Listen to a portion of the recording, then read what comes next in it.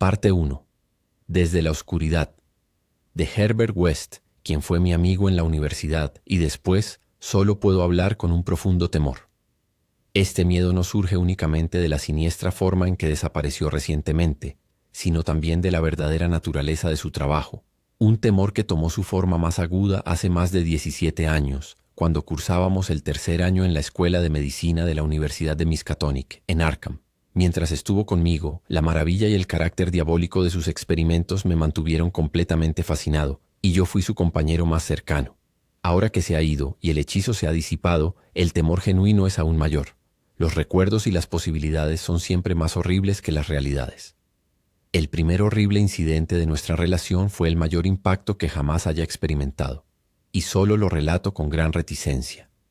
Como he mencionado, ocurrió cuando estábamos en la Escuela de Medicina, donde West ya era conocido por sus extravagantes teorías sobre la naturaleza de la muerte y la posibilidad de superarla artificialmente. Sus opiniones, ampliamente ridiculizadas tanto por el profesorado como por sus compañeros de estudios, se basaban en la naturaleza esencialmente mecanicista de la vida y trataban sobre métodos para hacer funcionar la maquinaria orgánica humana mediante la acción química calculada después de que fallaran los procesos naturales.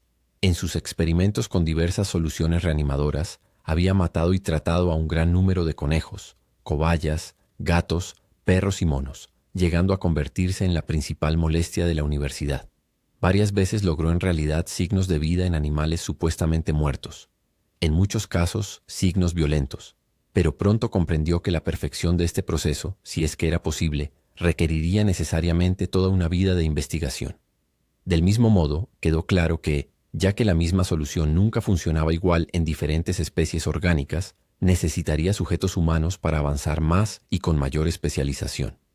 Fue entonces cuando se enfrentó por primera vez con las autoridades de la universidad y se le prohibieron futuros experimentos, nada menos que por el propio decano de la Escuela de Medicina, el erudito y benevolente Dr. Alan Halsey, cuyo trabajo en favor de los afligidos es recordado por todos los antiguos residentes de Arkham. Siempre había sido excepcionalmente tolerante con las actividades de West y con frecuencia discutíamos sus teorías, cuyas ramificaciones y corolarios parecían casi infinitos.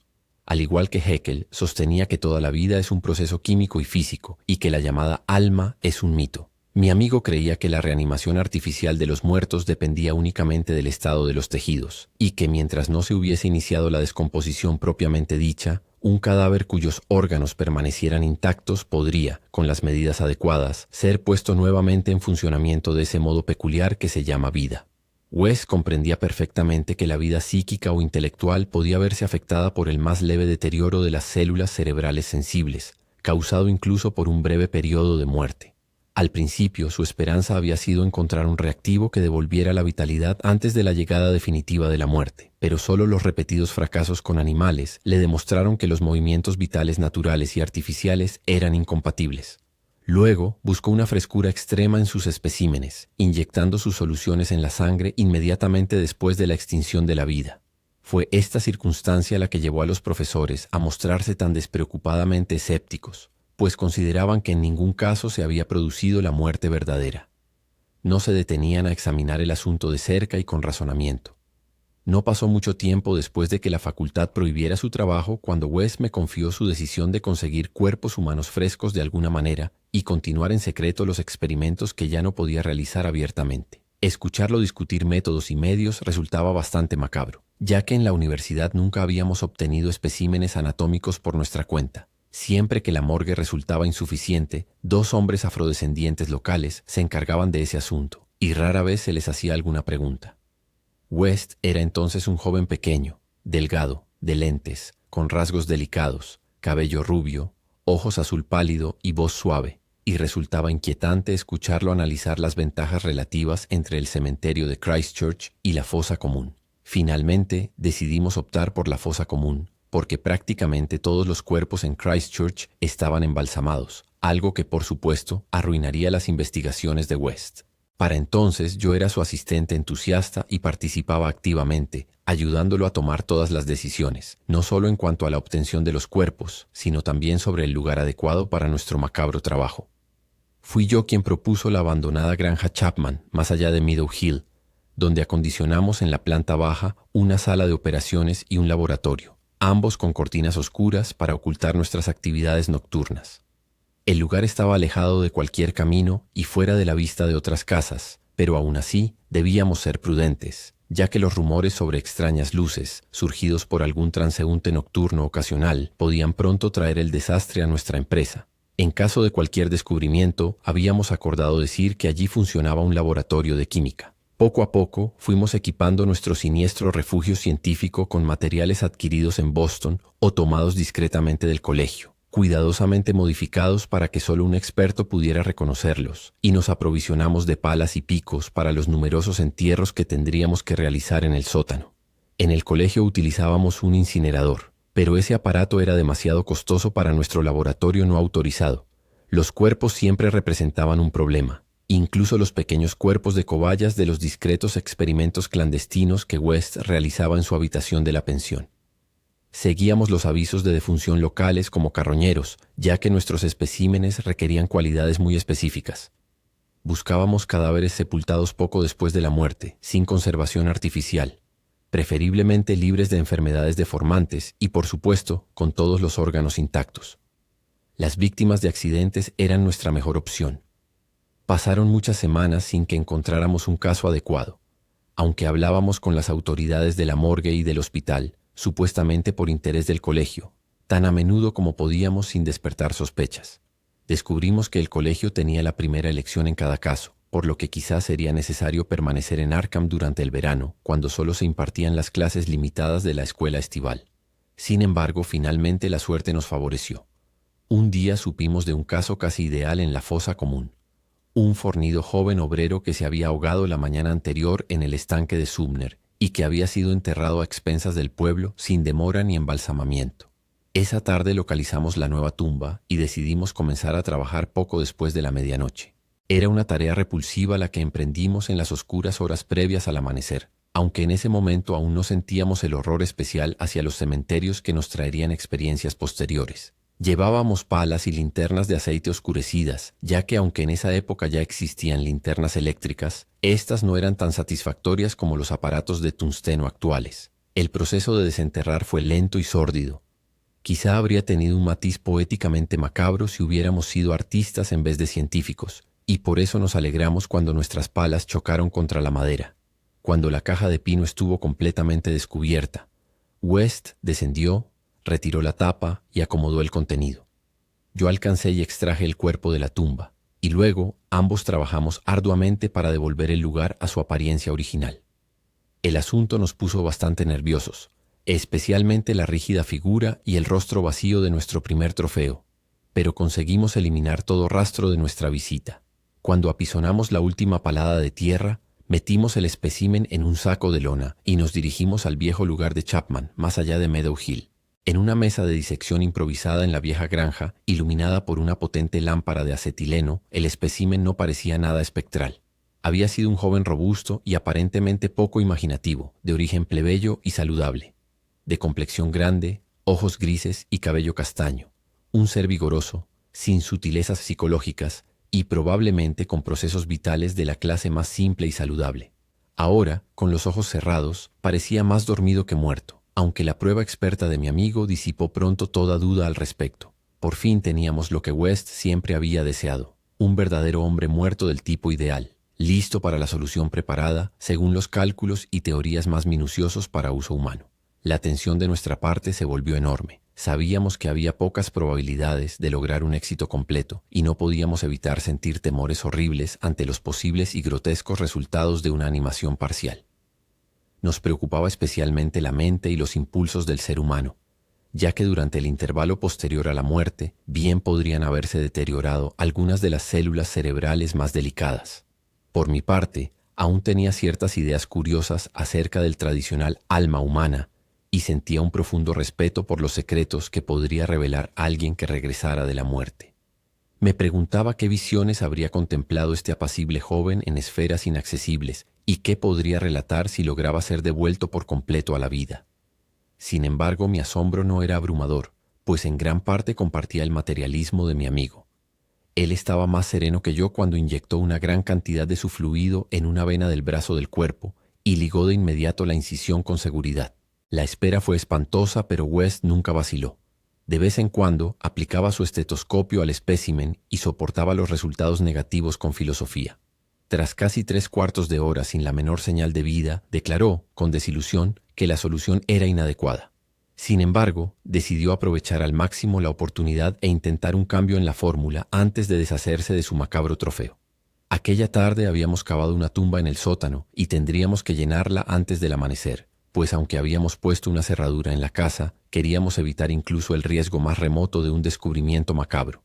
Además, el cuerpo ni siquiera estaría aproximadamente fresco la noche siguiente.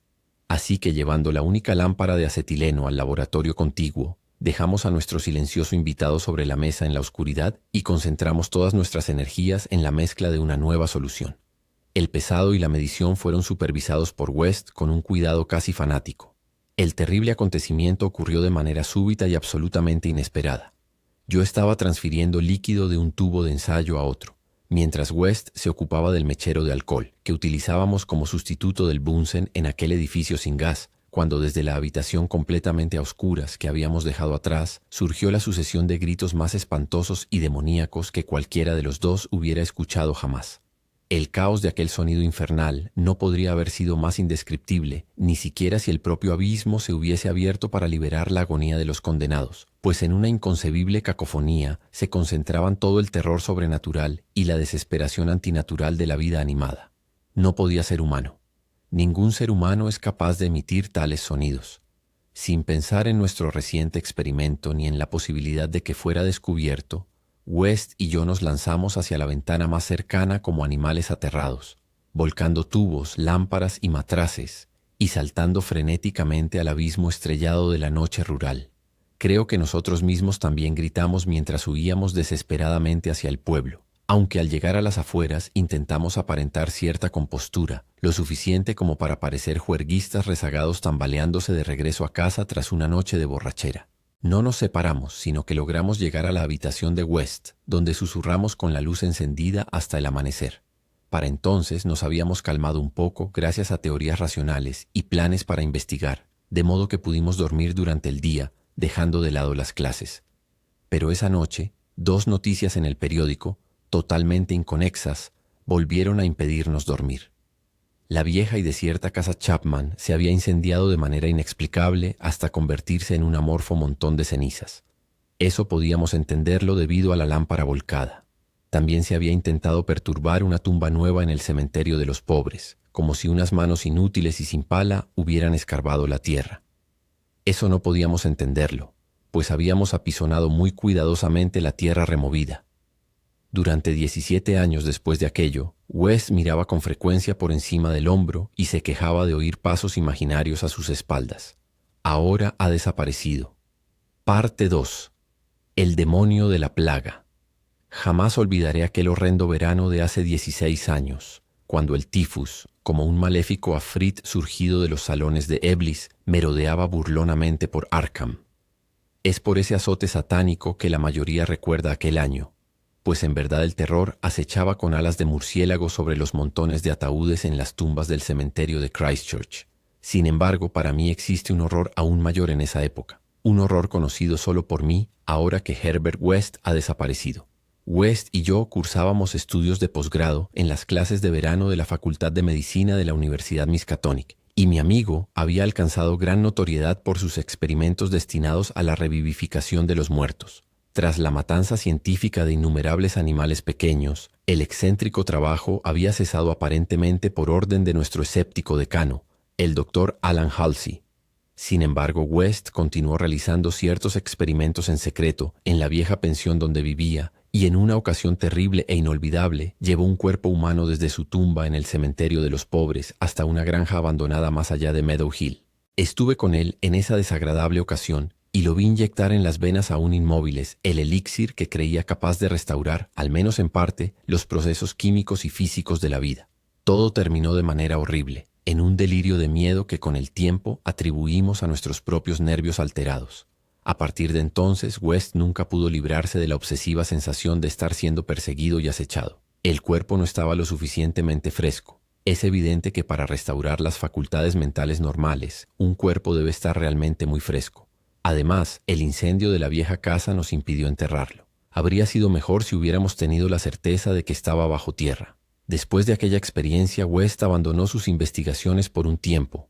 Sin embargo, a medida que el fervor del científico innato regresaba poco a poco, volvió a insistir ante los profesores de la universidad, suplicando que se le permitiera usar la sala de disección y obtener especímenes humanos frescos para el trabajo que consideraba de importancia crucial. Sus ruegos, no obstante, resultaron completamente inútiles, pues la decisión del Dr. Halsey era inflexible y los demás profesores apoyaban el veredicto de su líder. En la teoría radical de la reanimación solo veían las fantasías inmaduras de un joven entusiasta cuya figura delgada, cabello rubio, ojos azules tras las gafas y voz suave no dejaban entrever el poder sobrenatural, casi diabólico, de su mente fría. Ahora lo veo tal como era entonces, y tiemblo. Su rostro se volvió más severo pero nunca envejecido. Y ahora, el asilo Sefton ha sufrido la desgracia y West ha desaparecido. West tuvo un desagradable enfrentamiento con el Dr. Halsey cerca del final de nuestro último curso de licenciatura, en una disputa verbal que lo dejó en peor situación que al bondadoso decano en lo que a cortesía se refiere. Sentía que se le retrasaba de manera innecesaria e irracional en una labor de suprema importancia. Una labor que por supuesto podría llevar a cabo a su gusto en años posteriores, pero que deseaba comenzar mientras aún contaba con las extraordinarias facilidades de la universidad. Que los tradicionalistas ancianos ignoraran sus singulares resultados con animales y persistieran en negar la posibilidad de la reanimación resultaba indescriptiblemente repugnante y casi incomprensible para un joven del temperamento lógico de West. Solo una mayor madurez podría ayudarle a entender las crónicas limitaciones mentales del tipo profesor-doctor, el producto de generaciones de patético puritanismo, bondadosos, concienzudos y a veces gentiles y amables, pero siempre estrechos, intolerantes, dominados por las costumbres y carentes de perspectiva. La edad muestra mayor indulgencia hacia estos personajes incompletos pero de elevado espíritu, cuyo peor vicio real es la timidez, y que finalmente son castigados con el ridículo general por sus pecados intelectuales, pecados como el tolemaísmo, el calvinismo, el antidarwinismo, el antinietzscheanismo y toda clase de sabatarianismo y legislaciones suntuarias. West, joven a pesar de sus notables conocimientos científicos, tenía poca paciencia con el buen Dr. Halsey y sus eruditos colegas, y alimentaba un resentimiento creciente, unido al deseo de probar sus teorías a estos torpes personajes de alguna manera llamativa y dramática. Como la mayoría de los jóvenes, se permitía elaboradas ensoñaciones de venganza, triunfo y finalmente magnánimo perdón. Y entonces llegó la plaga, siniestra y letal, desde las cavernas de pesadilla del Tártaro. West y yo nos habíamos graduado aproximadamente al inicio de la epidemia, pero permanecimos para realizar trabajos adicionales en la escuela de verano, así que estábamos en Arkham cuando la plaga se abatió sobre la ciudad con toda su furia demoníaca. Aunque aún no poseíamos nuestros títulos médicos, ya contábamos con los diplomas y fuimos reclutados de manera frenética para el servicio público conforme aumentaba la cantidad de afectados. La situación era casi imposible de controlar y las muertes se sucedían con tal frecuencia que los funerarios locales no podían atenderlas por completo. Se realizaron entierros sin embalsamar en rápida sucesión, e incluso la cripta de recepción del cementerio Christchurch quedó abarrotada de ataúdes con fallecidos sin embalsamar. Esta circunstancia no era indiferente para West, quien reflexionaba a menudo sobre la ironía de la situación. Tantos especímenes frescos y ninguno para sus perseguidas investigaciones. Estábamos terriblemente sobrecargados de trabajo, y la intensa tensión mental y nerviosa hacía que mi amigo se sumiera en pensamientos mórbidos. Sin embargo, los amables adversarios de West también estaban abrumados por obligaciones extenuantes. La universidad se encontraba prácticamente cerrada y todos los médicos de la Facultad de Medicina colaboraban en la lucha contra la epidemia de tifus. El Dr. Halsey, en particular, se distinguió por su labor abnegada, aplicando su extraordinaria habilidad con total entrega a casos que muchos otros evitaban por peligro o por una aparente falta de esperanza. Antes de que concluyera el mes, el intrépido decano se había convertido en un héroe popular, aunque parecía ajeno a su fama, mientras luchaba por no sucumbir al agotamiento físico y nervioso. West no podía evitar admirar la fortaleza de su rival, pero esto solo reforzaba su determinación de demostrarle la verdad de sus sorprendentes doctrinas. Aprovechando la desorganización tanto del trabajo académico como de los reglamentos municipales de sanidad, logró que un cuerpo recién fallecido fuera introducido en secreto en la sala de disección de la universidad una noche y, en mi presencia, inyectó una nueva modificación de su solución. El sujeto abrió los ojos, pero solo permaneció mirando al techo con una expresión de horror que helaba el alma, antes de desplomarse en una inercia de la que nada logró sacarlo. West comentó que no estaba lo suficientemente fresco. El calor del verano no favorece a los cadáveres. Aquella vez casi nos descubren antes de incinerar el cuerpo, y West dudaba de la prudencia de volver a realizar un uso tan audaz y clandestino del laboratorio universitario. El auge de la epidemia se alcanzó en agosto. West y yo estábamos casi muertos, y el Dr. Halsey falleció el día 14. Todos los estudiantes asistieron al apresurado funeral el día 15, y compraron una corona impresionante, aunque ésta quedó bastante opacada por los homenajes enviados por los ciudadanos adinerados de Arkham y el propio municipio. Fue casi un acto público, pues el decano había sido sin duda un benefactor para la comunidad. Después del entierro, todos estábamos algo deprimidos, y pasamos la tarde en el bar de la Commercial House, donde West, aunque afectado por la muerte de su principal adversario, nos estremeció a los demás con referencias a sus notorias teorías. La mayoría de los estudiantes se fue a su casa o a sus respectivos deberes a medida que avanzaba la noche, pero West me persuadió para que lo ayudara a pasar la noche en vela. La casera de West nos vio llegar a su habitación alrededor de las 2 de la madrugada, con un tercer hombre entre nosotros, y le dijo a su esposo que, evidentemente, los tres habíamos cenado y bebido bastante bien.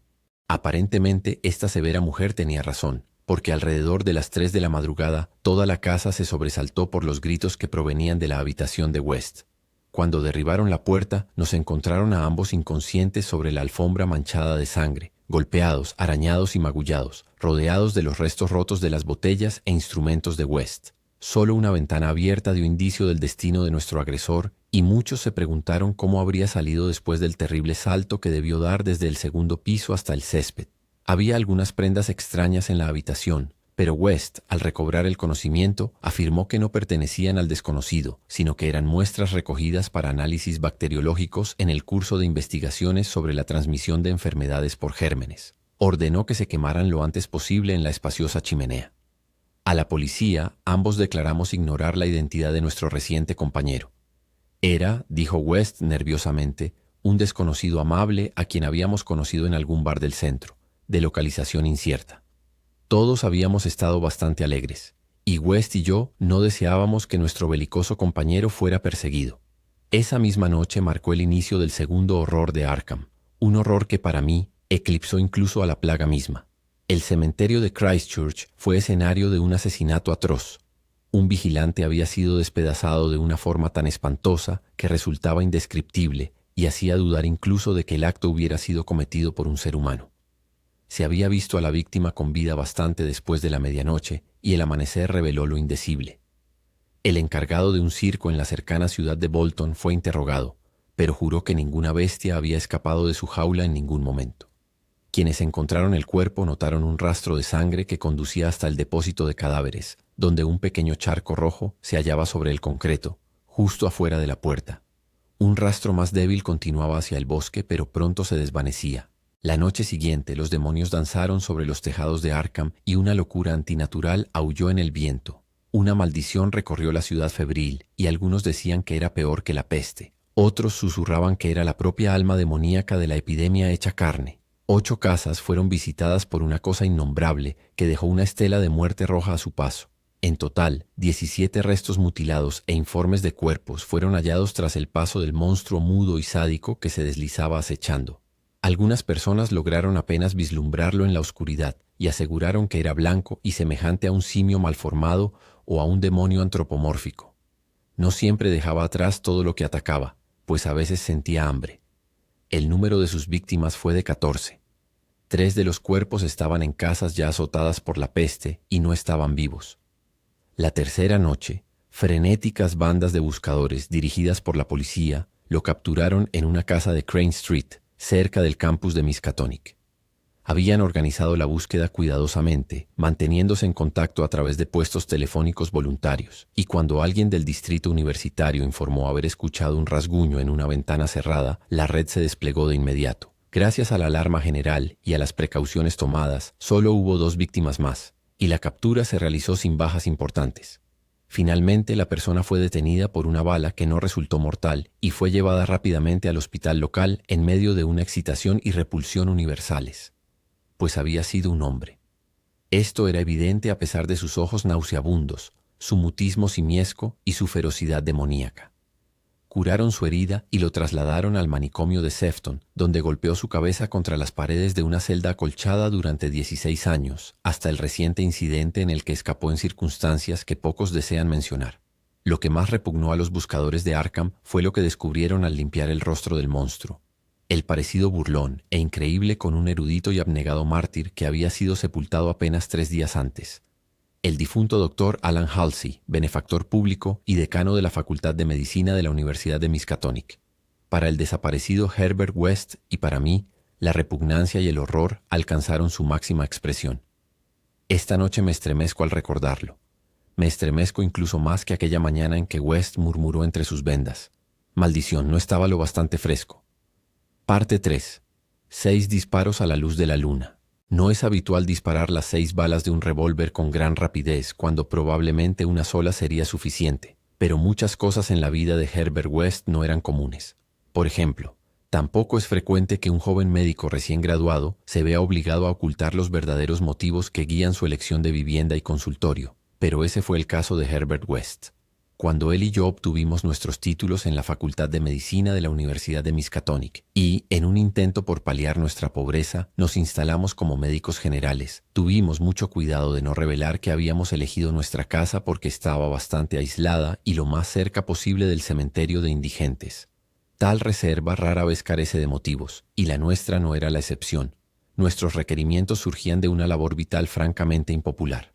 Exteriormente éramos solo médicos, pero debajo de esa apariencia se ocultaban propósitos mucho más grandes y terribles, pues la esencia de la existencia de Herbert West era una búsqueda en reinos oscuros y prohibidos de lo desconocido, en la que esperaba descubrir el secreto de la vida y devolver la animación perpetua a la fría arcilla del cementerio. Tal empeño exige materiales inusuales, entre ellos cuerpos humanos frescos, y para mantenerse provisto de estos elementos indispensables es necesario actuar con discreción y vivir no muy lejos de un lugar de enterramiento informal. West y yo nos habíamos conocido en la universidad, y yo fui el único que simpatizó con sus horribles experimentos. Poco a poco, me convertí en su inseparable asistente, y ahora que habíamos terminado nuestros estudios, debíamos permanecer juntos. No fue fácil encontrar una buena oportunidad para 2 médicos asociados, pero finalmente la influencia de la universidad nos consiguió una práctica en Bolton, una ciudad industrial cerca de Arkham, donde se localiza la universidad. Los Bolton Worsted Mills son las fábricas más grandes del valle de Miskatonic y sus empleados políglotas rara vez son pacientes populares entre los médicos locales. Elegimos nuestra casa con sumo cuidado y finalmente nos decidimos por una cabaña algo deteriorada, cerca del final de Pond Street, a 5 números de distancia del vecino más cercano y separada del cementerio de indigentes local, solo por una extensión de pradera atravesada por una estrecha franja del denso bosque que se extiende hacia el norte. La distancia era mayor de lo que hubiéramos deseado, pero no podíamos conseguir una casa más cercana sin pasar al otro lado del campo, completamente fuera del distrito industrial. Sin embargo, no estábamos muy disgustados, ya que no había nadie entre nosotros y nuestra siniestra fuente de suministros. El trayecto a pie era algo largo, pero podíamos transportar nuestros silenciosos especímenes sin ser molestados. Nuestra clientela fue sorprendentemente numerosa desde el principio, lo suficientemente grande como para satisfacer a la mayoría de los jóvenes médicos, y también lo bastante amplia como para resultar tediosa y abrumadora para estudiantes cuyo verdadero interés estaba en otro lugar. Los obreros de la fábrica tenían inclinaciones algo turbulentas, y además de sus muchas necesidades naturales, sus frecuentes disputas y peleas con armas blancas nos daban bastante trabajo. Sin embargo, lo que realmente absorbía nuestras mentes era el laboratorio secreto que habíamos instalado en el sótano. El laboratorio con la larga mesa bajo las luces eléctricas, donde en las primeras horas de la mañana a menudo inyectábamos las diversas soluciones de West en las venas de los cuerpos que arrastrábamos desde el cementerio de indigentes.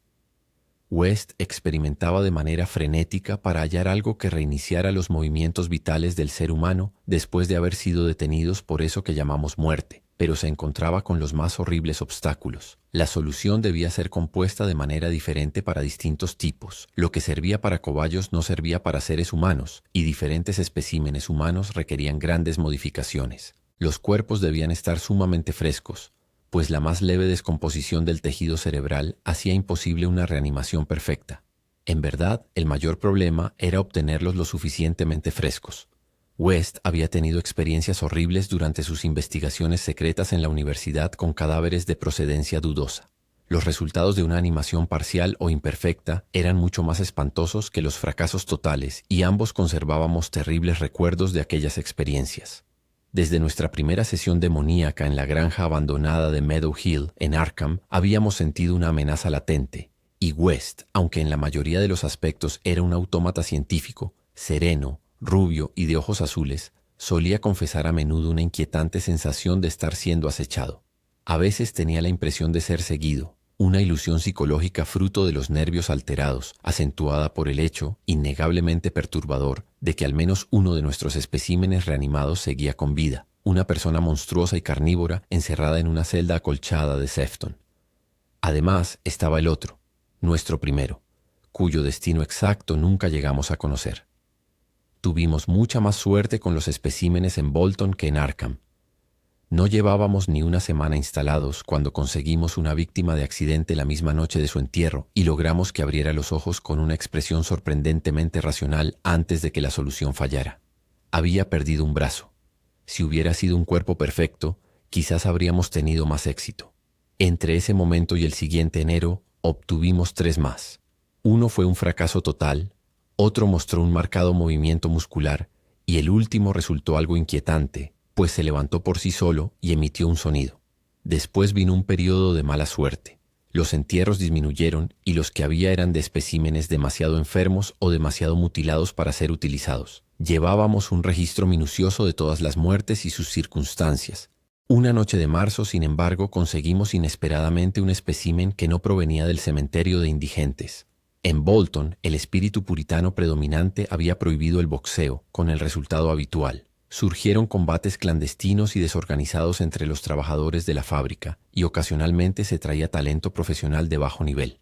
Aquella noche de finales de invierno tuvo lugar uno de esos combates, aparentemente con consecuencias fatales, pues 2 polacos asustados acudieron a nosotros con súplicas incoherentes y susurradas para que atendiéramos un caso muy secreto y desesperado.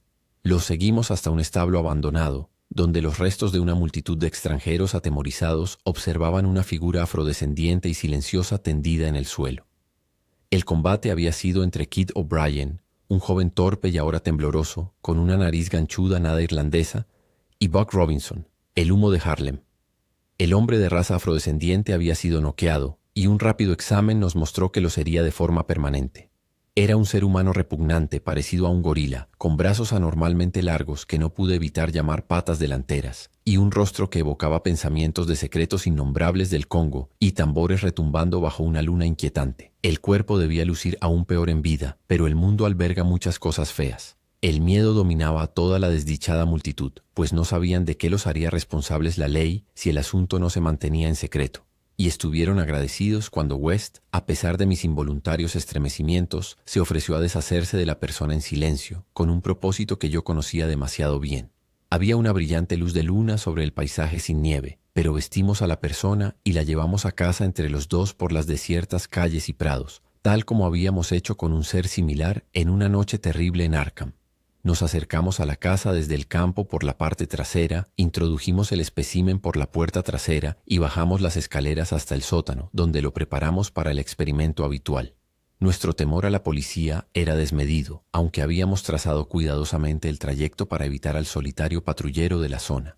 El resultado fue cansadamente anticlimático. Por más espantoso que pareciera nuestro premio, fue completamente insensible a cada una de las soluciones que inyectamos en su brazo afrodescendiente. Soluciones preparadas únicamente a partir de la experiencia con especímenes blancos. Así que a medida que la hora se acercaba peligrosamente al amanecer, hicimos lo mismo que con los otros. Arrastramos a la persona por los prados hasta el borde del bosque, cerca del cementerio de indigentes, y la enterramos allí en la mejor tumba que nos permitió el suelo helado.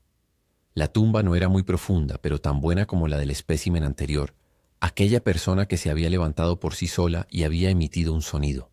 A la luz de nuestras linternas cubrimos cuidadosamente el lugar con hojas y enredaderas muertas, bastante seguros de que la policía nunca la encontraría en un bosque tan oscuro y denso. Al día siguiente me sentía cada vez más inquieto por la policía, ya que un paciente trajo rumores sobre una posible pelea y una muerte. West también tenía otra causa de preocupación, pues había sido llamado esa tarde a atender un caso que terminó de manera muy amenazante. Una mujer italiana había entrado en estado de histeria por la desaparición de su hijo, un niño de 5 años que se había alejado temprano en la mañana y no había regresado para la cena, y desarrolló síntomas sumamente alarmantes, considerando lo delicado de su corazón. Fue una histeria bastante absurda, ya que el niño se había escapado antes, pero los campesinos italianos son extremadamente supersticiosos y esta mujer parecía tan atormentada por los presagios como por los hechos. Alrededor de las 7 de la noche falleció y su esposo frenético provocó una escena espantosa al intentar matar a West, a quien culpaba furiosamente de no haberle salvado la vida. Sus amigos lo sujetaron cuando sacó un estilete, pero West se marchó en medio de sus gritos inhumanos, maldiciones y juramentos de venganza. En esta última desgracia, el hombre parecía haberse olvidado de su hijo, que aún seguía desaparecido avanzada la noche. Se habló un poco de buscar en los bosques, pero la mayoría de los amigos de la familia estaban ocupados con la mujer muerta y el hombre que gritaba. En conjunto, la tensión nerviosa sobre West debió de haber sido tremenda. Tanto los pensamientos sobre la policía como sobre el italiano enloquecido pesaban mucho. Nos retiramos alrededor de las 11, pero no dormí bien. Para ser un pueblo tan pequeño, Bolton contaba con una fuerza policial sorprendentemente competente y no podía dejar de temer las consecuencias que se desatarían si algún día se descubría lo ocurrido la noche anterior. Eso podría significar el fin de todo nuestro trabajo en la zona y quizá la cárcel tanto para West como para mí. No me gustaba nada que circularan esos rumores sobre una pelea. Después de que el reloj dio las 3, la luz de la luna me dio en los ojos, pero me limité a darme la vuelta sin levantarme a bajar la persiana. Entonces comenzó el golpeteo constante en la puerta trasera. Permanecí quieto y algo aturdido, pero no pasó mucho tiempo antes de oír que West llamaba a mi puerta. Llevaba una bata y pantuflas y sostenía en las manos un revólver y una linterna. Por el revólver supe que pensaba más en el italiano enloquecido que en la policía. «Será mejor que vayamos los dos», susurró. De todos modos, no quedaría bien no responder, y podría ser un paciente. Sería típico que uno de esos tontos intentara entrar por la puerta trasera. Así que ambos bajamos las escaleras de puntillas, impulsados por un miedo en parte justificado y en parte originado por la atmósfera inquietante de las extrañas horas previas al amanecer. El golpeteo continuaba, haciéndose cada vez más fuerte. Cuando llegamos a la puerta la abrí con cautela tras quitar el cerrojo y en el instante en que la luna iluminó la figura que se perfilaba en la entrada, West hizo algo insólito. A pesar del evidente peligro de llamar la atención y provocar la temida investigación policial, un riesgo que finalmente evitamos gracias al relativo aislamiento de nuestro refugio, mi amigo, de repente y sin motivo aparente, excitado, descargó los 6 disparos de su revólver contra el visitante nocturno. Aquel visitante no era ni italiano ni policía. Alzándose de manera horripilante bajo la luz espectral de la luna, se encontraba una cosa gigantesca y deforme, inimaginable salvo en pesadillas. Una aparición de ojos vidriosos, negros como la tinta, casi a 4 patas, cubierta de trozos de moho, hojas y enredaderas, manchada con sangre seca, que sostenía entre sus relucientes dientes un objeto cilíndrico, blanco como la nieve y terrible, que terminaba en una diminuta mano. Parte 4. El grito de los muertos. El grito de un hombre muerto me provocó ese horror agudo y extra que atormentó los últimos años de mi relación con el Dr. Herbert West. Es natural que algo como el grito de un muerto cause horror, ya que evidentemente no es un suceso agradable ni común. Sin embargo, yo estaba acostumbrado a experiencias similares, y en esta ocasión solo sufrí por una circunstancia particular. Y como he insinuado, no fue al propio muerto a quien llegué a temer. Herbert West, de quien yo era colaborador y asistente, tenía intereses científicos que superaban con creces la rutina habitual de un médico de pueblo. Por ello, al establecerse en Bolton, eligió una casa aislada cerca del cementerio. En pocas palabras, el único y absorbente interés de West era un estudio secreto sobre los fenómenos de la vida y su cese, orientado a la reanimación de los muertos mediante inyecciones de una solución estimulante. Para estos horribles experimentos era esencial disponer de un suministro constante de cuerpos humanos muy frescos porque incluso la menor descomposición dañaba de manera irreversible la estructura cerebral, y humanos porque descubrimos que la solución debía prepararse de manera diferente para cada tipo de organismo. Decenas de conejos y cobayas habían sido sacrificados y tratados, pero ese camino resultó infructuoso. West nunca había tenido éxito por completo porque jamás había conseguido un cadáver lo suficientemente fresco. Lo que buscaba eran cuerpos de los que la vitalidad acabara de partir, cuerpos con cada célula intacta y capaces de recibir de nuevo el impulso hacia ese modo de movimiento llamado vida.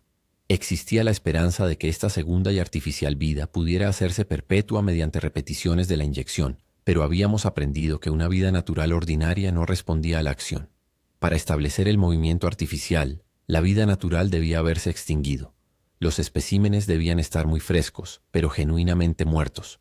La impresionante búsqueda había comenzado cuando West y yo éramos estudiantes en la Escuela de Medicina de la Universidad de Miskatonic, en Arkham, y fue entonces cuando comprendimos por primera vez de manera vívida la naturaleza completamente mecánica de la vida. Eso había sucedido 7 años antes, pero West apenas parecía un día más viejo ahora. Era bajo, rubio, bien afeitado, de voz suave y usaba gafas, con solo el destello ocasional de un frío ojo azul que delataba el endurecimiento y el creciente fanatismo de su carácter bajo la presión de sus terribles investigaciones. Nuestras experiencias a menudo habían sido sumamente horrendas. Los resultados de reanimaciones defectuosas, cuando masas de arcilla de cementerio habían sido galvanizadas en un movimiento mórbido, antinatural y sin cerebro por diversas modificaciones de la solución vital. Un ser humano había lanzado un grito capaz de destrozar los nervios. Otra se había levantado violentamente, nos había golpeado hasta dejarnos inconscientes a ambos y había causado estragos de manera espantosa antes de poder ser internada en un hospital psiquiátrico. Otra más, una temible persona africana, había salido arañando de su tumba poco profunda y cometido un acto. West había tenido que disparar contra ese ser. No lográbamos obtener cuerpos lo suficientemente frescos como para que, al ser reanimados, mostraran algún indicio de razón, por lo que necesariamente habíamos creado horrores innombrables. Resultaba inquietante pensar que uno, quizá dos, de nuestros monstruos aún seguían vivos. Ese pensamiento nos perseguía como una sombra, hasta que finalmente West desapareció en circunstancias espantosas. Pero en el momento del grito, en el laboratorio subterráneo de la solitaria casa de Bolton, nuestros temores quedaban relegados ante la ansiedad por conseguir especímenes extraordinariamente frescos. West estaba aún más ansioso que yo, al punto de que casi llegué a creer que miraba con cierta codicia a cualquier persona sana y llena de vida. Fue en julio de 1910 cuando nuestra mala suerte respecto a los especímenes empezó a cambiar. Yo había estado durante mucho tiempo de visita con mis padres en Illinois, y al regresar encontré a West en un estado de inusual euforia. Me informó emocionado que probablemente había resuelto el problema de la frescura mediante un enfoque completamente nuevo, la preservación artificial. Yo sabía que estaba trabajando en un nuevo y muy peculiar compuesto para embalsamar, y no me sorprendió que hubiera dado buenos resultados. Sin embargo, hasta que me explicó los detalles, no comprendía cómo ese compuesto podría ayudarnos en nuestro trabajo, ya que el principal inconveniente de la descomposición de los especímenes se debía en gran parte a la demora en obtenerlos.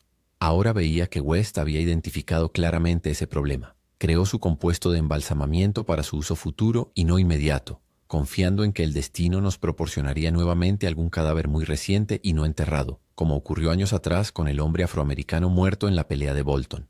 Por fin, el destino nos había favorecido, de modo que en esta ocasión había en el laboratorio secreto del sótano un cadáver en el que la descomposición no podía haber comenzado bajo ninguna circunstancia. Lo que ocurriría al reanimarlo, y si podíamos esperar una recuperación de la mente y la razón, West no se atrevía a predecirlo. El experimento sería un hito en nuestros estudios, y él había reservado el nuevo cuerpo para mi regreso, para que ambos pudiéramos presenciar el acontecimiento de la manera acostumbrada. West me relató cómo había obtenido el espécimen. Se trataba de un hombre vigoroso, un desconocido bien vestido que acababa de bajar del tren, de camino a realizar algún negocio con los telares Bolton. La caminata a través del pueblo había sido larga, y para cuando el viajero se detuvo en nuestra casa para preguntar el camino a las fábricas, su corazón ya estaba demasiado exigido. Rechazó un estimulante y apenas un momento después cayó muerto repentinamente. El cuerpo, como era de esperarse, le pareció a West un regalo caído del cielo. En la breve conversación, el desconocido dejó claro que no era conocido en Bolton, y una búsqueda posterior en sus bolsillos reveló que era un tal Robert Leavitt, de St. Louis, aparentemente sin familia, que pudiera hacer preguntas inmediatas sobre su desaparición. Si este hombre no podía ser devuelto a la vida, nadie sabría de nuestro experimento. Enterramos nuestros materiales en una densa franja de bosque entre la casa y el cementerio de indigentes. Si, por el contrario, lograba ser revivido, nuestra fama quedaría establecida de manera brillante y perpetua. Así que sin demora, West inyectó en la muñeca del cadáver el compuesto que lo mantendría fresco hasta mi llegada. El asunto del supuesto corazón débil, que desde mi punto de vista ponía en peligro el éxito del experimento, no parecía preocupar mucho a West. Por fin, esperaba obtener lo que nunca había conseguido antes, una chispa reavivada de razón y quizá una persona viva y normal. Así, en la noche del 18 de julio de 1910, Herbert West y yo estábamos en el laboratorio del sótano, contemplando una figura blanca y silenciosa bajo la deslumbrante luz del arco. El compuesto de embalsamamiento había funcionado de manera asombrosa, ya que mientras observaba fascinado el robusto cuerpo que había permanecido 2 semanas sin endurecerse, sentí la necesidad de pedirle a West que me asegurara que aquello estaba realmente muerto. Él me lo confirmó sin problemas, recordándome que la solución reanimadora nunca se aplicaba sin pruebas minuciosas de vida, pues no podía surtir efecto si quedaba algún rastro de vitalidad original.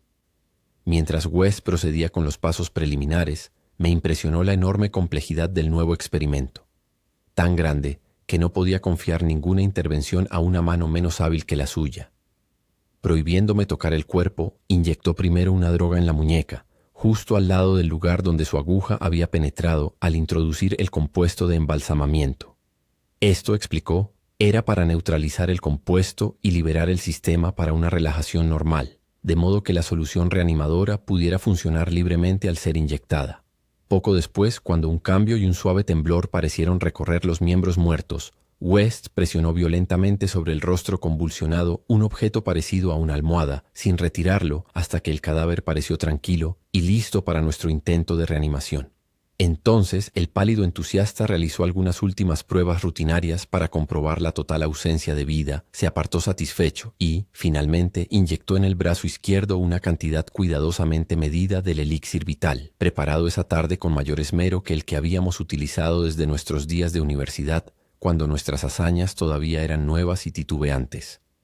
No puedo expresar la salvaje y contenida ansiedad con la que aguardamos los resultados en este primer espécimen realmente fresco, el primero del que podíamos esperar razonablemente ver abrir los labios en un discurso racional, acaso para contar lo que había visto más allá del abismo insondable. West era materialista, no creía en el alma y atribuía todo el funcionamiento de la conciencia a fenómenos corporales. En consecuencia, no esperaba ninguna revelación de horribles secretos provenientes de abismos y cavernas más allá de la barrera de la muerte. Yo no discrepaba del todo de él en teoría, pero conservaba vagos restos instintivos de la fe primitiva de mis antepasados. Por eso no podía evitar mirar el cadáver con cierto asombro y terrible expectación. Además, no lograba apartar de mi memoria aquel horrible y no humano alarido que escuchamos la noche en que intentamos nuestro primer experimento en la casa de campo abandonada de Arkham. Transcurrió muy poco tiempo antes de que advirtiera que el intento no sería un fracaso total. Un leve rubor apareció en unas mejillas que hasta entonces habían estado blancas como la tiza y se extendió bajo la curiosamente tupida barba arenosa. West, que tenía la mano sobre el pulso de la muñeca izquierda, asintió de pronto con significado, y casi al mismo tiempo una niebla apareció en el espejo inclinado sobre la boca del cuerpo.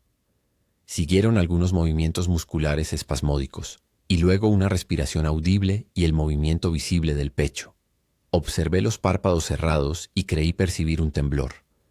Entonces se abrieron mostrando unos ojos grises, tranquilos y vivos, aunque aún carecían de inteligencia e incluso de curiosidad.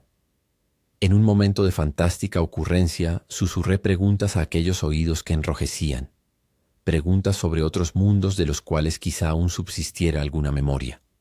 El terror posterior borró esas preguntas de mi mente, pero creo que la última que repetí fue: ¿dónde has estado? Aún no sé si recibí una respuesta o no, pues no salió ningún sonido de la bien formada boca. Pero sé que en ese instante creí sinceramente que los labios delgados se movieron en silencio, formando sílabas que yo habría pronunciado como solo ahora, si esa frase hubiera tenido algún sentido o relevancia.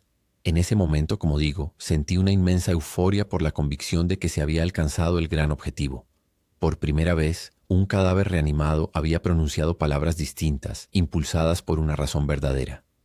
Al instante siguiente no quedaba ninguna duda sobre el triunfo, ninguna duda de que la solución había conseguido, al menos temporalmente, su completa misión de restaurar la vida racional y articulada a los muertos.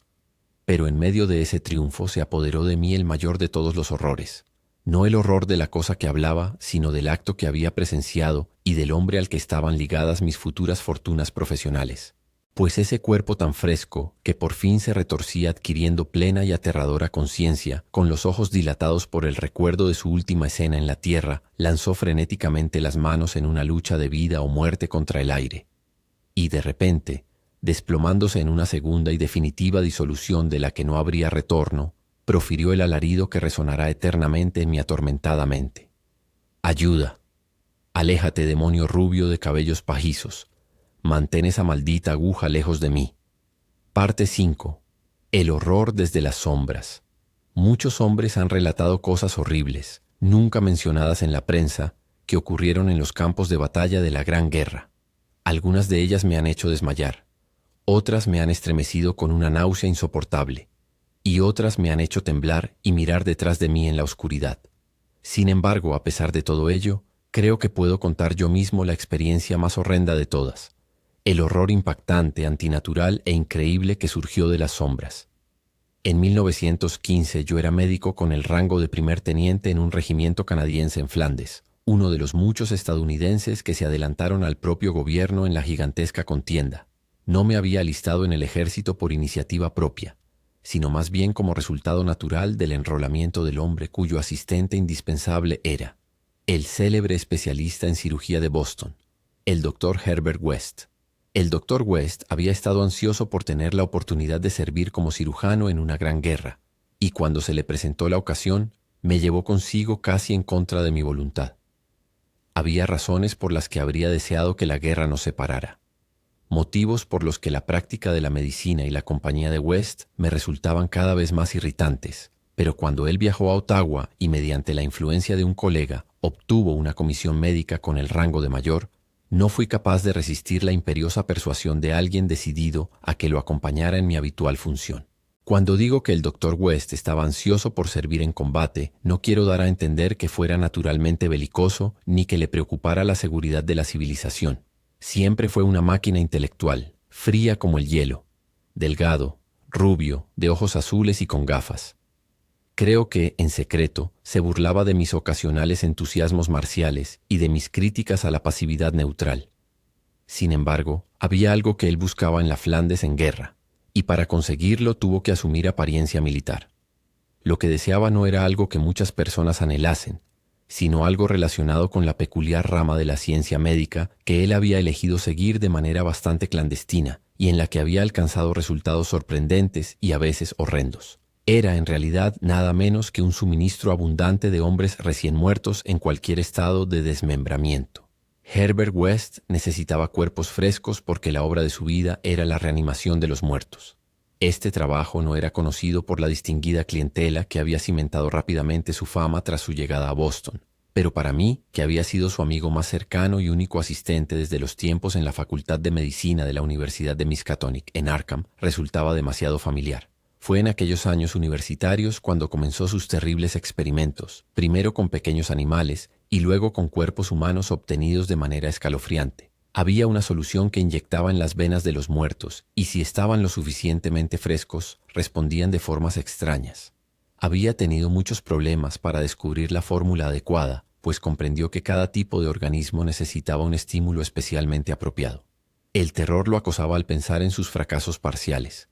Cosas innombrables, resultado de soluciones imperfectas o de cuerpos insuficientemente frescos. Algunos de estos fracasos habían permanecido con vida.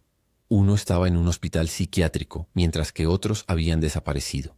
Al pensar en eventualidades concebibles, aunque prácticamente imposibles, a menudo temblaba bajo su habitual frialdad.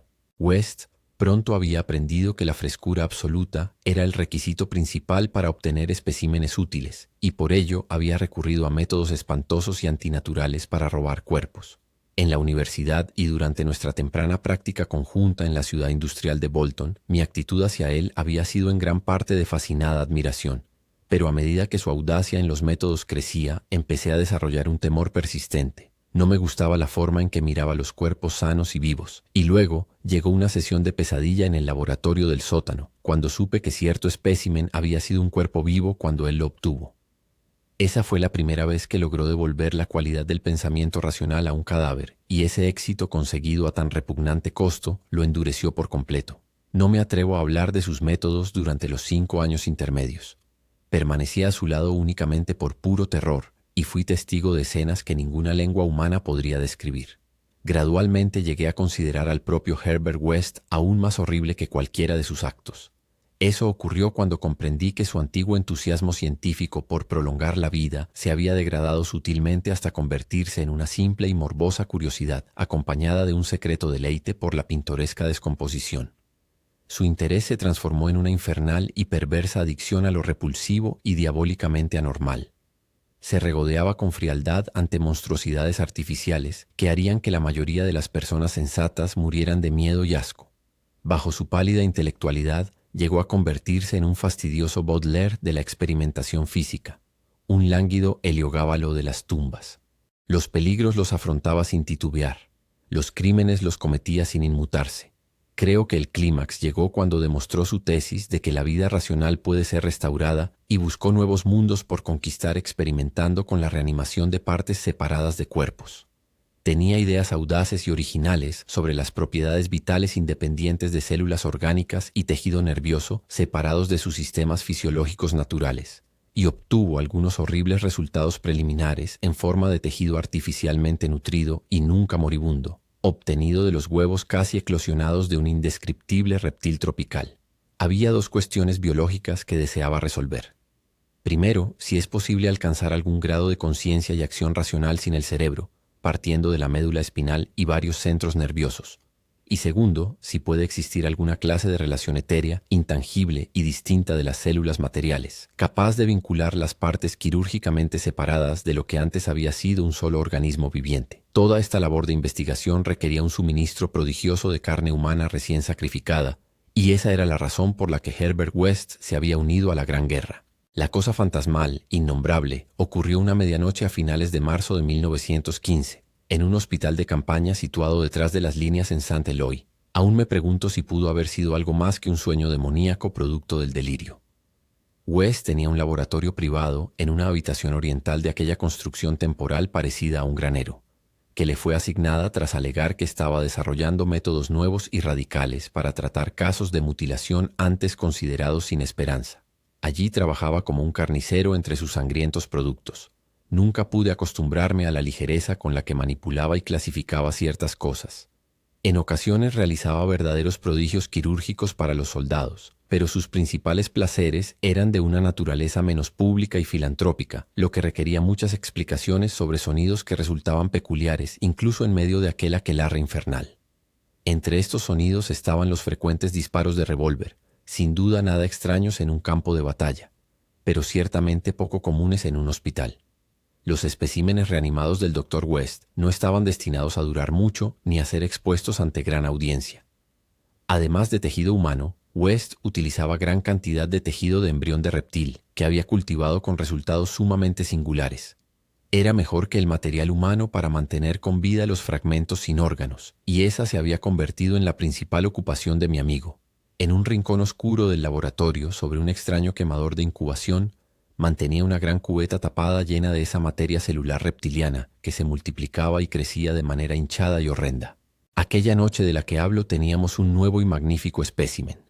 Un hombre físicamente poderoso y de una mentalidad tan elevada que un sistema nervioso sensible estaba asegurado. Resultaba irónico, pues se trataba del oficial que había ayudado a West a obtener su puesto y que ahora iba a ser nuestro colega. Además, en el pasado, había estudiado en secreto la teoría de la reanimación bajo la tutela de West, al menos hasta cierto punto. El mayor Sir Eric Morland Clapham Lee, D.S.O., era el mejor cirujano de nuestra división y fue asignado de manera apresurada al sector de Saint-Éloi cuando llegó al cuartel general la noticia de los intensos combates. Viajó en un aeroplano pilotado por el valiente teniente Ronald Hill, solo para ser derribado justo cuando sobrevolaba su destino. La caída fue espectacular y horrible. Hill quedó irreconocible, pero entre los restos apareció el gran cirujano, casi decapitado, pero por lo demás intacto. West se apoderó ávidamente de aquel ser inerte que había sido su amigo y compañero de estudios, y yo me estremecí cuando terminó de separar la cabeza, La colocó en su infernal cubeta de pulposo tejido reptiliano para conservarla para futuros experimentos y continuó tratando el cuerpo decapitado en la mesa de operaciones. Inyectó sangre nueva, unió determinadas venas, arterias y nervios en el cuello sin cabeza y cerró la horrible abertura con piel injertada de un espécimen no identificado que había llevado el uniforme de un oficial. Sabía lo que buscaba: comprobar si aquel cuerpo tan altamente organizado podía mostrar sin su cabeza alguna señal de vida mental que hubiera distinguido a Sir Eric Moreland Clapham Lee. Antes estudiante de reanimación, aquel torso silencioso debía ahora ejemplificarla de manera macabra. Todavía puedo ver a Herbert West bajo la siniestra luz eléctrica mientras inyectaba su solución reanimadora en el brazo del cuerpo decapitado. No puedo describir la escena. Me desmayaría si lo intentara, pues hay locura en una habitación llena de restos cadavéricos clasificados, con sangre y fragmentos humanos menores acumulados casi hasta los tobillos sobre el suelo resbaladizo, y con horrendas anomalías reptilianas que brotan, burbujean y se cocinan sobre el parpadeante fulgor de una llama azul verdosa en un remoto rincón de sombras profundas. El espécimen, como West observó repetidas veces, poseía un sistema nervioso espléndido. Se esperaba mucho de él, y cuando comenzaron a manifestarse algunos movimientos convulsivos, pude ver el interés febril en el rostro de West. Creo que estaba preparado para presenciar una prueba de su cada vez más arraigada opinión de que la conciencia, la razón y la personalidad pueden existir independientemente del cerebro. Que el ser humano no tiene un espíritu central que lo unifique, sino que es simplemente una máquina hecha de materia nerviosa, con cada sección más o menos completa en sí misma. En una demostración triunfal, West estaba a punto de relegar el misterio de la vida a la categoría de mito. El cuerpo empezó a sacudirse con mayor intensidad y bajo nuestras miradas ansiosas comenzó a agitarse de una forma aterradora. Los brazos se movieron de manera inquietante, las piernas se retrajeron y varios músculos se contrajeron en una especie de retorcimiento repulsivo. Entonces la cosa decapitada extendió los brazos en un gesto que era sin dudas de desesperación. Una desesperación inteligente que parecía suficiente para confirmar todas las teorías de Herbert West. Sin duda, los nervios estaban reproduciendo el último acto del hombre en vida. La lucha por liberarse del avión en caída. Nunca sabré con certeza lo que ocurrió después. Puede que todo fuera una alucinación provocada en ese instante por el impacto repentino y absoluto de la destrucción del edificio en un cataclismo de fuego de artillería alemana. ¿Quién podría negarlo si West y yo fuimos los únicos supervivientes confirmados? A West le gustaba pensar eso antes de su reciente desaparición, pero hubo ocasiones en que no podía hacerlo, porque resultaba extraño que ambos hubiéramos tenido la misma alucinación. El suceso horrendo en sí fue bastante sencillo, notable solo por lo que implicaba. El cuerpo sobre la mesa se había incorporado con un tanteo ciego y aterrador, y habíamos escuchado un sonido. No debería llamar a ese sonido una voz porque era demasiado espantoso. Sin embargo, lo más terrible no era su tono. Tampoco lo era su mensaje. Simplemente había gritado: «Salta, Ronald, por el amor de Dios, salta». Lo verdaderamente horrendo era su origen, porque provenía del gran recipiente cubierto que estaba en ese rincón macabro, lleno de sombras negras que reptaban. Parte 6. Las legiones de la tumba. Cuando el doctor Herbert West desapareció hace un año, la policía de Boston me interrogó exhaustivamente. Sospechaban que yo ocultaba algo, y quizá también sospechaban cosas más graves, pero no podía decirles la verdad porque no me habrían creído. Sabían en efecto que West había estado involucrado en actividades más allá de la credulidad de la gente común, pues sus horrendos experimentos en la reanimación de cadáveres hacía tiempo que eran demasiado extensos para mantener un secreto absoluto. Sin embargo, la catástrofe final, demoledora para el alma, contenía elementos de una fantasía demoníaca que hacen que incluso yo dude de la realidad de lo que presencié. Yo era el amigo más cercano de West y su único asistente de confianza. Nos habíamos conocido años antes en la escuela de medicina y desde el principio compartí sus terribles investigaciones. Él había intentado perfeccionar de forma gradual una solución que, inyectada en las venas de los recién fallecidos, devolvía la vida. Un trabajo que requería una abundancia de cadáveres frescos y, por lo tanto, implicaba las acciones más antinaturales. Aún más impactantes eran los resultados de algunos experimentos. Horribles masas de carne que habían estado muertas, pero que West despertó a una animación ciega, descerebrada y nauseabunda. Estos eran los resultados habituales, ya que para volver a despertar la mente era necesario contar con especímenes tan absolutamente frescos que ninguna descomposición pudiera afectar las delicadas células cerebrales. Esta necesidad de cadáveres muy frescos fue la perdición moral de West. Eran difíciles de conseguir, y en un día horrible obtuvo su espécimen cuando éste aún estaba vivo y vigoroso. Una lucha, una aguja y un potente alcaloide lo convirtieron en un cadáver sumamente fresco, y el experimento tuvo éxito durante un breve y memorable instante. Pero West salió de aquello con el alma endurecida y marcada, y con una mirada implacable que a veces posaba con una especie de horrendo y calculador escrutinio sobre hombres de mente especialmente sensible y físico particularmente vigoroso. Al final llegué a temer profundamente a West, porque empezó a mirarme de esa manera. La gente no parecía notar sus miradas, pero sí percibía mi temor. Y tras su desaparición, utilizaron eso como base para algunas sospechas absurdas. En realidad, West sentía más miedo que yo, pues sus abominables actividades lo habían condenado a una vida de sigilo y temor ante cada sombra. En parte temía a la policía, pero a veces su nerviosismo era más profundo y nebuloso, relacionado con ciertos hechos indescriptibles a los que había infundido una vida morbosa y en los que no había visto extinguirse esa vida. Normalmente terminaba sus experimentos con un revólver, pero en ocasiones no había sido lo bastante rápido. Estaba aquel primer espécimen, en cuya tumba saqueada se hallaron luego marcas de zarpazos. También estaba el cuerpo de aquel profesor de Arkham que había cometido actos caníbales antes de ser capturado y encerrado sin identificar en una celda para locos en Sefton, donde golpeó las paredes durante 16 años. La mayoría de los otros posibles resultados supervivientes eran cosas aún más difíciles de mencionar, pues en los últimos años el celo científico de West se había convertido en una manía enfermiza y fantástica y empleaba su mayor destreza no en reanimar cuerpos humanos enteros, sino partes aisladas de cuerpos o partes unidas a materia orgánica no humana. Para cuando desapareció, su labor había alcanzado un carácter endemoniadamente repugnante. Muchos de sus experimentos ni siquiera podrían ser insinuados por escrito. La Gran Guerra, durante la cual ambos servimos como cirujanos, había intensificado este aspecto de West. Al decir que el miedo de West a sus especímenes era nebuloso, me refiero en particular a su naturaleza compleja. Parte de ese temor provenía simplemente del conocimiento de la existencia de tales monstruos innombrables, mientras que otra parte surgía de la aprensión por el daño físico que podrían causarle bajo ciertas circunstancias. Su desaparición añadía horror a la situación.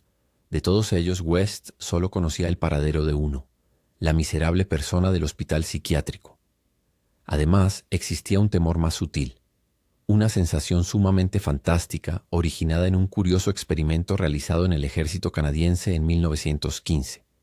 West, en medio de una dura batalla, había reanimado al mayor Sir Eric Moreland Clapham Lee, D.S.O., un médico colega que conocía sus experimentos y podría haberlos replicado. La cabeza fue separada para que pudieran investigarse las posibilidades de una vida cuasi inteligente en el torso. Justo cuando el edificio fue destruido por un proyectil alemán, el experimento tuvo éxito. El torso se movió inteligentemente increíble de relatar, ambos estuvimos horriblemente seguros de que de la cabeza, que yacía en un rincón oscuro del laboratorio, salieron sonidos articulados. El proyectil había sido misericordioso, en cierto modo, pero West nunca pudo estar tan seguro como hubiera deseado de que éramos los únicos sobrevivientes. Solía hacer conjeturas estremecedoras sobre las posibles acciones de un médico decapitado con el poder de reanimar a los muertos. Los últimos aposentos de West se encontraban en una antigua casa de gran elegancia, con vista a uno de los cementerios más antiguos de Boston.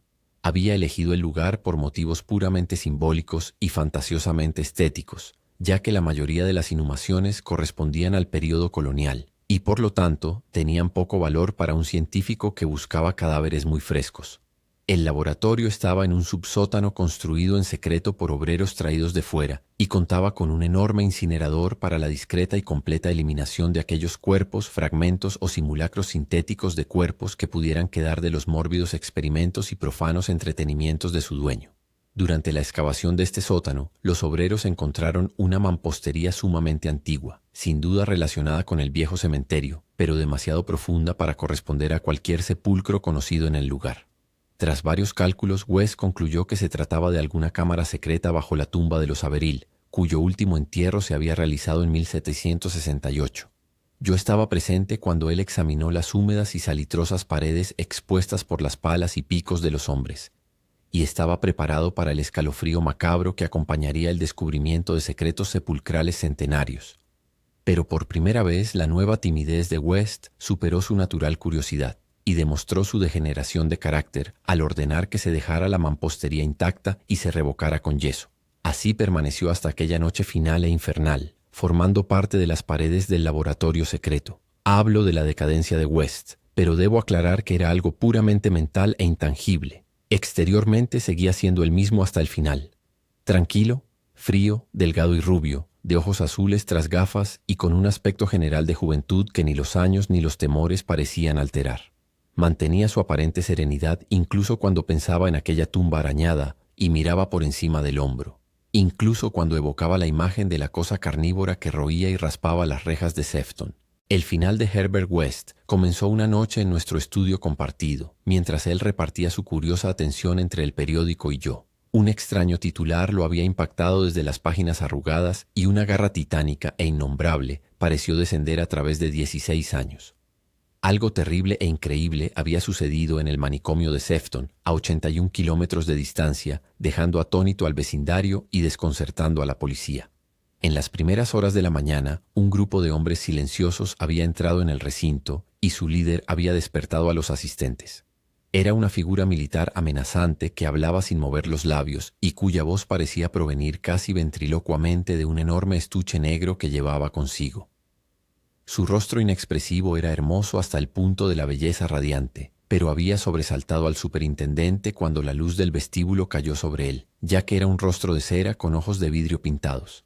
Algún accidente innombrable le había ocurrido a este hombre. Un individuo más grande guiaba sus pasos, una mole deplorable cuya cara azulada parecía estar medio comida por alguna enfermedad desconocida. El que hablaba había solicitado la custodia del monstruo caníbal ingresado desde Arkham 16 años antes, y al serle negada, dio una señal que precipitó un motín espantoso. Los demonios golpearon, pisotearon y mordieron a todo asistente que no huyó, matando a 4 y logrando finalmente la liberación del monstruo. Aquellas víctimas que pudieron recordar el evento sin caer en la histeria, juraron que los seres habían actuado menos como hombres que como impensables autómatas guiados por el líder de semblante de cera.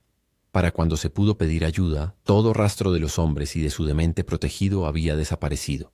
Desde el momento en que leyó la noticia hasta la medianoche, West permaneció casi paralizado. A medianoche, el timbre de la puerta sonó, sobresaltándolo terriblemente. Todos los sirvientes dormían en el ático. Así que fui yo quien respondió. Como le expliqué a la policía, no había ningún vehículo en la calle. Solo un grupo de figuras de aspecto extraño que llevaban una gran caja cuadrada, la cual dejaron en el vestíbulo después de que uno de ellos dijera, con una voz sumamente antinatural, «Expreso con porte pagado». Salieron de la casa con un paso entrecortado y mientras los observaba alejarse, me pareció de manera extraña que se dirigían hacia el antiguo cementerio detrás de la casa. Cuando cerré la puerta tras ellos, West bajó y examinó la caja. Medía unos 2 pies cuadrados y llevaba el nombre correcto de West junto con su dirección actual. También tenía la inscripción de Eric Morland Clapham Lee, Saint Eloi, Flandes.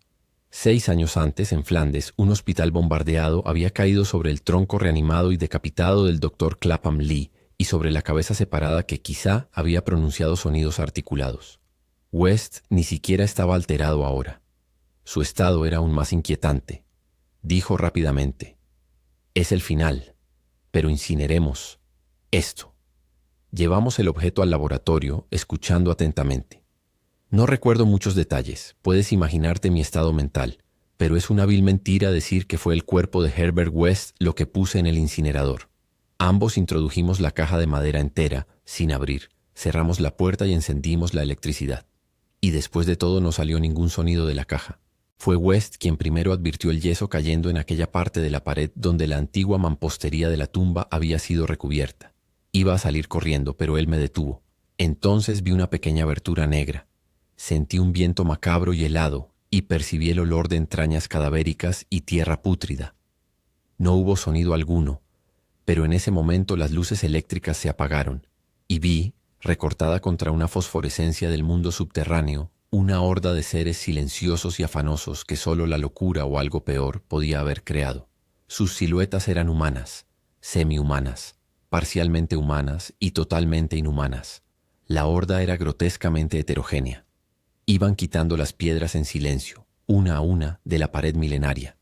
Y entonces, cuando la brecha fue lo suficientemente grande, desfilaron hacia el laboratorio, encabezados por una figura tambaleante con una hermosa cabeza de cera. Una especie de monstruosidad de mirada enloquecida que seguía al líder se abalanzó sobre Herbert West. West no se resistió ni pronunció palabra alguna. Entonces todos se lanzaron sobre él y lo despedazaron ante mis ojos, llevándose los restos a aquella bóveda subterránea de abominaciones fabulosas. La cabeza de West fue llevada por el comandante de cabeza de cera, que vestía un uniforme de oficial canadiense. Al desaparecer, vi que los ojos azules detrás de los lentes ardían horriblemente con el primer destello frenético y visible de emoción. Los sirvientes me encontraron inconsciente por la mañana. West había desaparecido. El incinerador contenía solo cenizas irreconocibles. Los detectives me han interrogado, pero ¿qué puedo decir? No relacionarán la tragedia de Sefton con West, ni tampoco con los hombres de la caja, cuya existencia niegan. Les hablé de la bóveda, pero señalaron la pared de yeso intacta y se rieron. Así que no les dije nada más. Insinúan que soy un loco o un asesino. Probablemente estoy loco. Pero quizá no lo estaría si esas malditas legiones de la tumba no hubieran sido tan silenciosas.